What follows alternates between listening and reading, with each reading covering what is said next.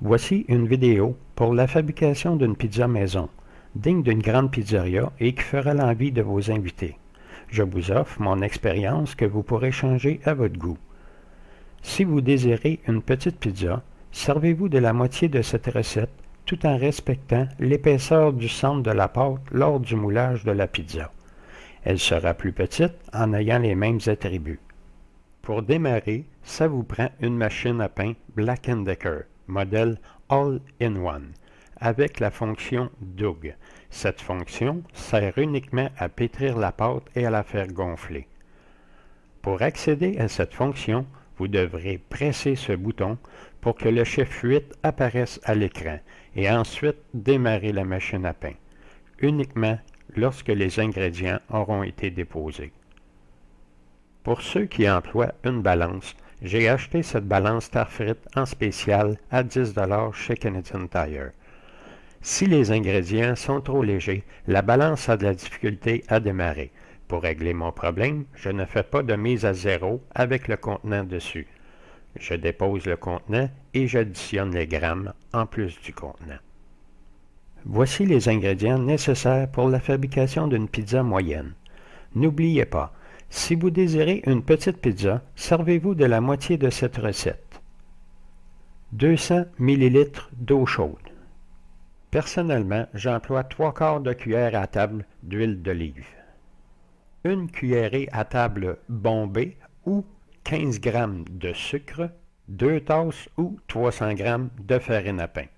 Personnellement, je préfère la farine à pain pour la pizza, car cette farine fera une croûte plus épaisse. Une cuillerée à thé bombée ou 4 g de levure à pain, une demi-cuillère à thé ou 2 g de sel. Vous êtes maintenant prêt à déposer les ingrédients par ordre dans votre machine à pain. Versez 200 ml d'eau chaude.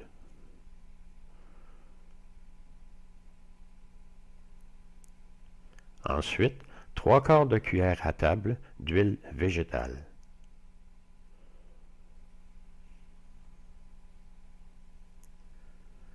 Versez 15 g de sucre.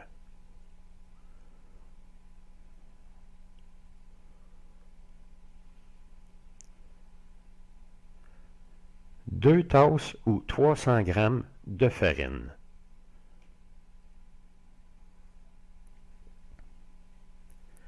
Étendez votre farine et faites un puits à côté du mélangeur pour la levure.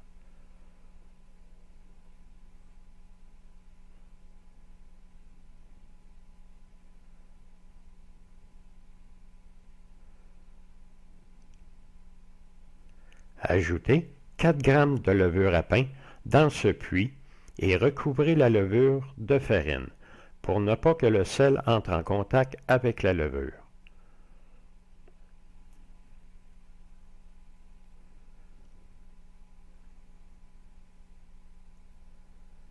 Ajoutez 2 g de sel le long du récipient.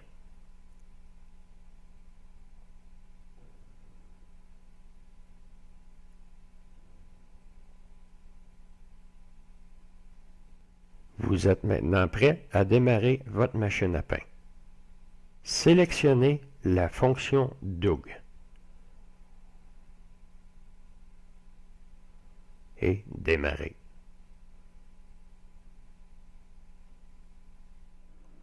Voici les ingrédients pour votre pizza de grandeur moyenne.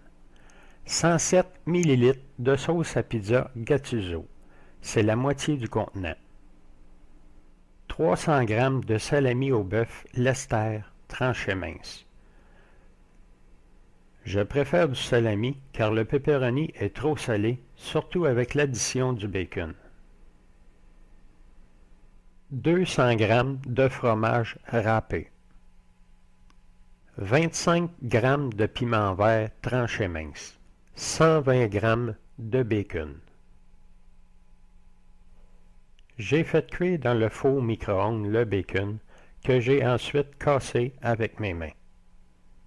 Je vaporise ma plaque de cuisson de grandeur moyenne avec de l'huile végétale en aérosol. Voici ma plaque huilée. Deux options s'offrent à vous.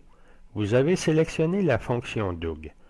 Soit vous laissez la machine à pain faire son travail pendant 1h30 et vous déposez votre pizza au four après avoir déposé les ingrédients sur votre pâte.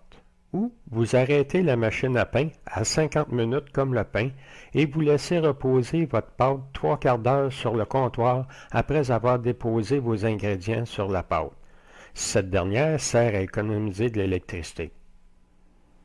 Nous voici rendus à la préparation de la pizza. Versez votre pâte sur la planche de travail farinée. Placez votre pâte de façon à ne pas écraser les rebords. Écrasez le centre en étirant vers l'extérieur et en vous assurant qu'il reste environ 1/8 de pouce d'épais au centre de la pâte. De cette façon, vous aurez une croûte épaisse. Si vous ne désirez pas avoir une croûte épaisse, écrasez votre pâte au complet à une épaisseur de 1/8 de pouce avec un rouleau à pâte. De cette façon, vous obtiendrez une pizza sans croûte.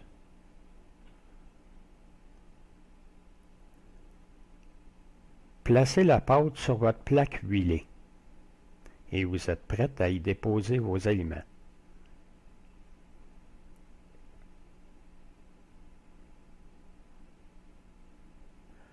Déposez 107 ml de sauce à pizza.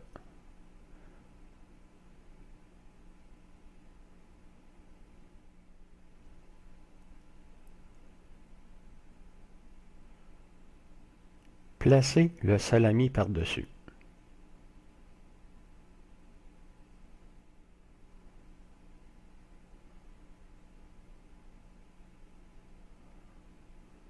Après avoir placé vos 300 g de salami, déposez vos 200 g de fromage râpé.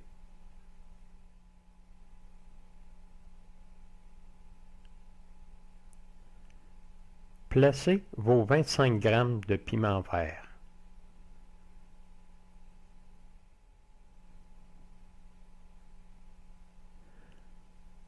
Et ensuite, déposez vos 120 g de bacon cassé.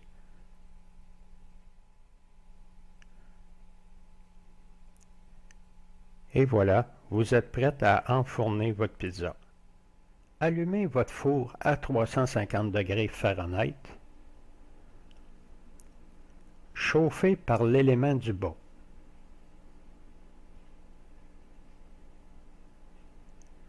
Installez la grille au milieu de votre fourneau et déposez votre pizza lorsque la température sera atteinte. La cuisson devrait prendre environ 20 minutes.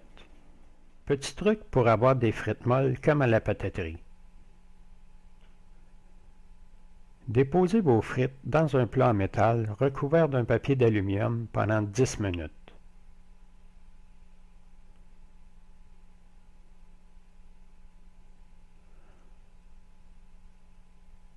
Que l'on dépose sur le four pour les garder au chaud et en brassant de temps en temps. Et voici votre pizza sortie du four, prête à être consommée.